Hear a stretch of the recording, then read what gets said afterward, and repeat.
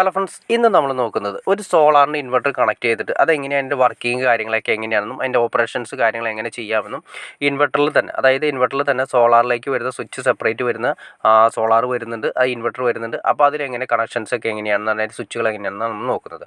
ആദ്യമേ തന്നെ പ്രോപ്പറായിട്ട് നമ്മൾ ഈ പറഞ്ഞ ലെവലിൽ ബാറ്ററിയിലേക്ക് വരുന്ന 2 ടെർമിനലാണ് അത് ബ്ലാക്ക് വരുന്നത് നെഗറ്റീവായിട്ട് കണക്ട് ചെയ്യണം, റെഡ് വയർ വരുന്നത് പോസിറ്റീവായിട്ട് കണക്ട് ചെയ്യണം. അത് ഒരിക്കലും മാറിപ്പോകരുത്. അത് കറക്റ്റായിട്ട് ആദ്യമേ തന്നെ കണക്ട് ചെയ്യുക.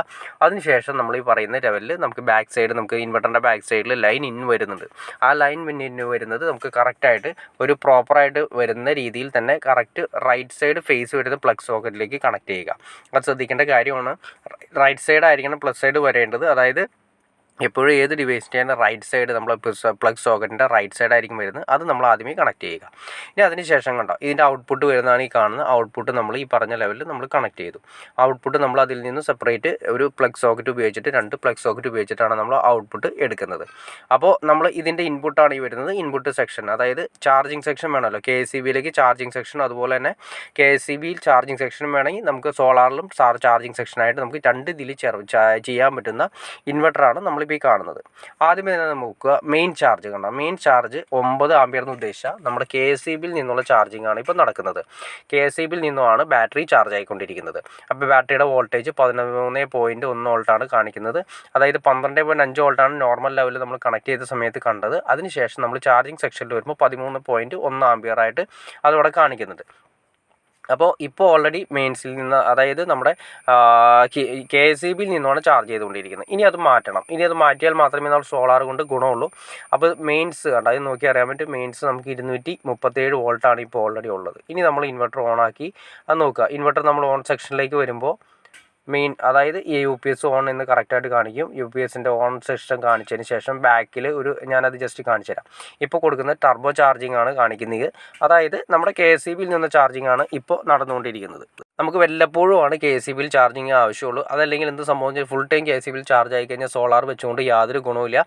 അപ്പോൾ സോളാറിലേക്ക് ചാർജിങ് നമുക്കിത് മാറ്റി ഓൾറെഡി ഇടണം. അല്ലെങ്കിൽ നമുക്ക് കറണ്ട് കാശ് ഭയങ്കരമായിട്ടായിരിക്കും കൂടി വരുന്നത്. കാരണം വെച്ചിട്ടുണ്ടെങ്കിൽ നമ്മൾ ഫുൾ ടൈം ബാറ്ററി ചാർജ് ആവുന്ന സമയത്ത് അല്ലെങ്കിൽ കട്ട് ഓഫ് ആവുന്ന സമയം വരെ നമ്മൾ ഈ ഫുൾ ടൈം KCBയിൽ നിന്നാണ് ചാർജ് ആയിക്കൊണ്ടിരിക്കുന്നത്. ഇനി ഇതിൻ്റെ ബാക്കിൽ സോളാർ എന്ന് പറയുന്ന സ്വിച്ച് ഉണ്ട്. സോളാറിൻ്റെ സ്വിച്ച്, അതുപോലെ തന്നെ KCBയിലെ സ്വിച്ച്, അത് നമ്മൾ ജസ്റ്റ് ഒന്ന് മാറ്റിയിടണം. അത് ഞാൻ ജസ്റ്റ് നിങ്ങളെ കാണിച്ചു തരാം. അതിൻ്റെ ബാക്കിൽ ഞാൻ ജസ്റ്റ് കാണിക്കാം. ആ സ്വിച്ച് നമ്മൾ മാറ്റിയിടുന്ന സമയത്ത് മാറി നമുക്ക് സോളാർ ചാർജ് ആവും. ഇനി ഇതിൻ്റെ കൂടെ തന്നെ ലോഡ് കണക്ട് ചെയ്ത് കാണിക്കുന്നുണ്ട്. ലോഡ് കണക്ട് ചെയ്ത് ഇപ്പോൾ നിങ്ങൾ കണ്ടു. ലോഡ് കണക്ട് ചെയ്യുന്ന സമയത്ത്, അതായത് ലോഡ് കണക്ട് ചെയ്തു.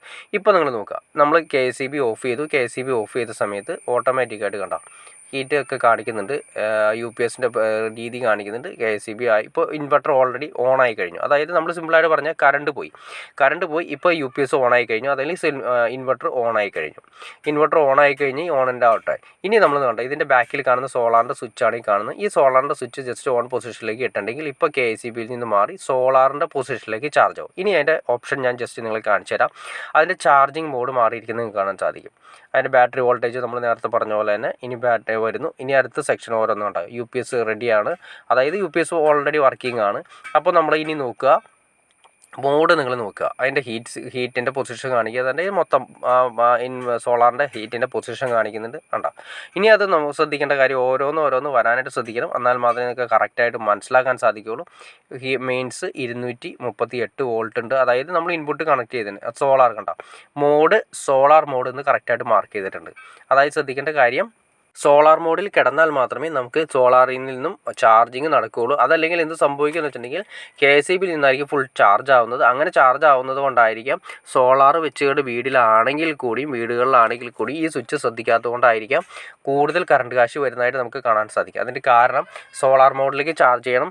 അപ്പോൾ സോളാർ പാനൽ വെച്ച് കഴിഞ്ഞാൽ ഫുൾ ടൈം ചാർജിങ് കംപ്ലീറ്റ് നടക്കുന്നത് സോളാറിൽ നിന്നായിരിക്കും. ബാറ്ററി ഫുൾ ചാർജ് ആവുന്നത് KCBയിൽ നിന്ന് ചാർജ് ആവില്ല. പക്ഷേ ഒരു കാര്യം ശ്രദ്ധിക്കുക, ചില മഴയുള്ള സമയങ്ങളിൽ അന്തരീക്ഷം ഒന്ന് മൂടിക്കെട്ടി നിൽക്കുന്ന സമയങ്ങളിൽ 1-2 ദിവസങ്ങളിൽ അങ്ങനെ കണ്ടിന്യൂസ് ആയി കഴിഞ്ഞിട്ടുണ്ടെങ്കിൽ അത്രയും ആമ്പിയർ നമുക്ക് കിട്ടില്ല, ചാർജ് ചെയ്യാനുള്ള ആമ്പിയർ കിട്ടില്ല. അപ്പോൾ ഏതെങ്കിലും ഒരു ദിവസം അല്ലെങ്കിൽ ഒരു മാസത്തിലൊരിക്കോ അല്ലെങ്കിൽ ആഴ്ചയിലൊരിക്കോ നമ്മൾ KCBയിലേക്ക് മാറ്റി ആ സ്വിച്ച് ബാക്കിൽ കാണുന്ന സ്വിച്ച് മാറ്റി കഴിഞ്ഞിട്ടുണ്ടെങ്കിൽ അത് KCBയിൽ നിന്ന് ചാർജ് ആവും. അത്രയും ആമ്പിയർ നമുക്ക് ഹൈ ആയിട്ട് നമ്മുടെ ബാറ്ററി സെക്യൂറായിട്ട് സൂക്ഷിക്കാൻ സാധിക്കും. അപ്പോൾ സോളാറിൽ നിന്ന് ചിലപ്പോൾ ആമ്പിയർ കുറഞ്ഞു കഴിഞ്ഞാൽ നമുക്ക് KCBയിലേക്ക് ജസ്റ്റ് ഒന്ന് മാറ്റിയിടണം. അപ്പോൾ അത് കറക്റ്റായിട്ട് ആമ്പിയർ മെയിൻറ്റെയിൻ ചെയ്ത് ക്ലിയർ ചെയ്തിരിക്കും. ബാക്കി വരുന്ന പിന്നെ സോളാറിൽ നിന്ന് അഡ്ജസ്റ്റ് ചെയ്ത് ക്ലിയർ ചെയ്ത് പൊക്കോളും. അപ്പോൾ ഓക്കെ ഫ്രണ്ട്സ്, നിങ്ങൾക്ക് ഇതിനെക്കുറിച്ചിട്ട് ഏകദേശം ഒരു ഐഡിയ കിട്ടി കാണും വിചാരിക്കുന്നു. ഇനി ഇതിനെക്കുറിച്ചിട്ട് ഡീറ്റെയിൽ ആയിട്ട് നിങ്ങൾക്ക് അറിയണമെന്ന് താല്പര്യം നിങ്ങൾ തീർച്ചയായിട്ടും കമൻറ്റ് ചെയ്താൽ മതി. കാരണം നമ്മൾ ഡീറ്റെയിൽ ആയിട്ട് ചെയ്യുമ്പോൾ ഒരു ലെങ്തി വീഡിയോ ആയി പോകും, അതുകൊണ്ടാണ്. അപ്പോൾ നിങ്ങൾ തീർച്ചയായിട്ടും ലൈക്ക് ചെയ്യുക, ഷെയർ ചെയ്യുക, ചാനലും സബ്സ്ക്രൈബ് ചെയ്യുക. ചാനൽ സബ്സ്ക്രൈബ് ചെയ്താൽ മാത്രമേ നമ്മളൊരു ഇൻഫോർമേറ്റീവായ വീഡിയോസ് ചെയ്യാനുള്ളൊരു മോട്ടിവേഷൻ ലഭിക്കുള്ളൂ. അപ്പോൾ തീർച്ചയായിട്ടും ചാനലൊന്ന് സബ്സ്ക്രൈബ് ചെയ്തേക്കാം. ഓക്കെ ഫ്രണ്ട്സ്, അടുത്ത വീഡിയോയിൽ കാണുന്നവരെ ഓക്കെ.